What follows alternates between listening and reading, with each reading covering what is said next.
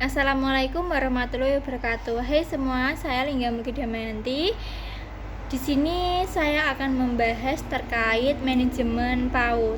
Pertama-tama, yuk kita bahas bersama apa sih arti dari manajemen.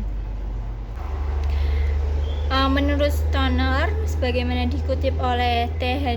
Hani Handoko 1995, mengemukakan bahwa manajemen adalah proses perencanaan, pengorganisasian, pengarahan, dan pengawasan usaha-usaha para anggota organisasi dan penggunaan sumber daya organisasi lainnya agar mencapai tujuan organisasi yang telah ditetapkan.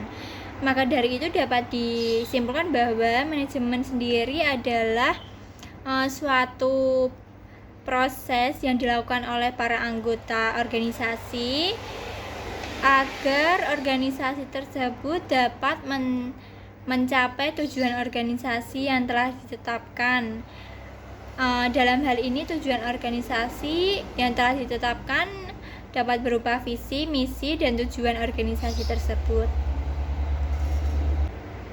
Kemudian ada 4 fungsi manajemen menurut J.R. Terry yang sering kita dengar atau yang sering digunakan dalam PAUD sendiri, yaitu pertama planning atau perencanaan, kedua organizing atau pengorganisasian, ketiga actuating atau pelaksanaan, dan yang terakhir ada controlling atau pengawasan.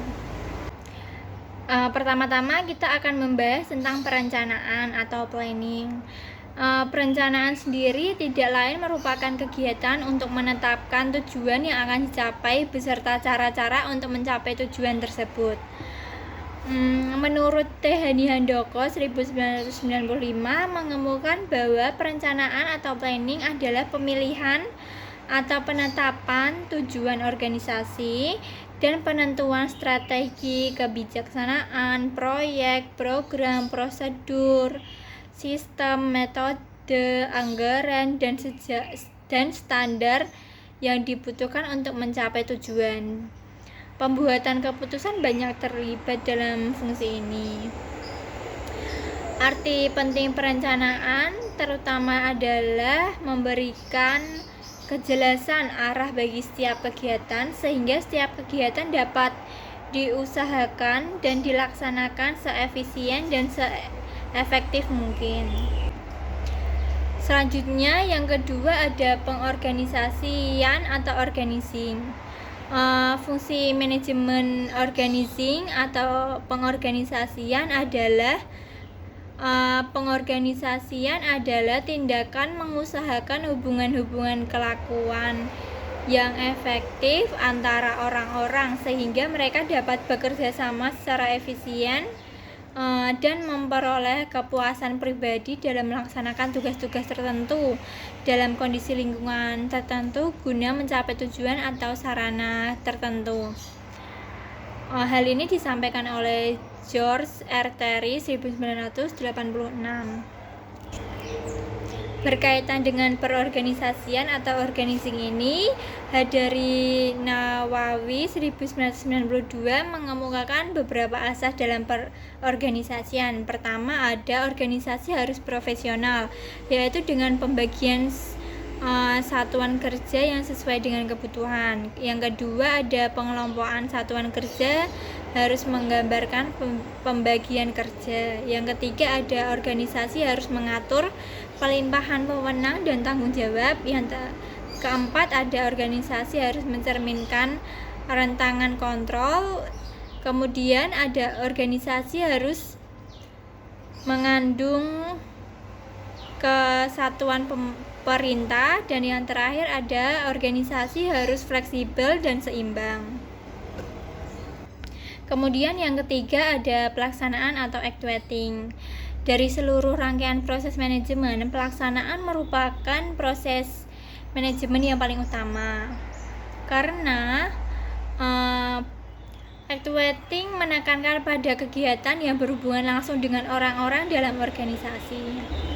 Maka dari itu dapat disimpulkan bahwa actuating tidak lain merupakan upaya untuk menjadikan perencanaan menjadi kenyataan dengan melalui berbagai pengarahan dan pemotivasian agar setiap karyawan dapat melaksanakan kegiatan secara optimal sesuai dengan peran, tugas, dan pelaksana dan tanggung jawabnya.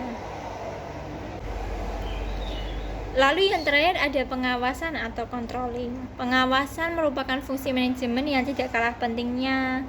Itu menurut Robert J. Mocker yang disampaikan melalui T. Hani Handoko 1995, pengawasan manajemen adalah suatu usaha sistematik untuk menetapkan standar pelaksanaan dengan tujuan-tujuan perencanaan, merancang sistem informasi umpan balik, membandingkan kegiatan nyata dengan standar yang telah ditetapkan sebelumnya, menentukan dan mengukur penyimpangan-penyimpangan, serta mengambil tindakan koreksi yang diperlukan untuk menjamin bahwa semua sumber daya perusahaan dipergunakan dengan cara paling efektif dan efisien dalam mencapai tujuan-tujuan organisasi yang telah ditetapkan tersebut. Pada pendidikan anak usia dini sendiri, manajemen ada beberapa. Yang pertama adalah manajemen kurikulum, kemudian ada manajemen personalia, kemudian ada manajemen kesiswaan, kemudian ada manajemen keuangan, kemudian ada manajemen sarana dan prasarana, kemudian yang ada juga manajemen pemasaran, ada juga manajemen hubungan masyarakat, dan ada juga manajemen berbasis sekolah. Sekian yang dapat saya jelaskan terkait manajemen PAUD. Kurang lebihnya saya mohon maaf. Wassalamualaikum warahmatullahi wabarakatuh. Terima kasih.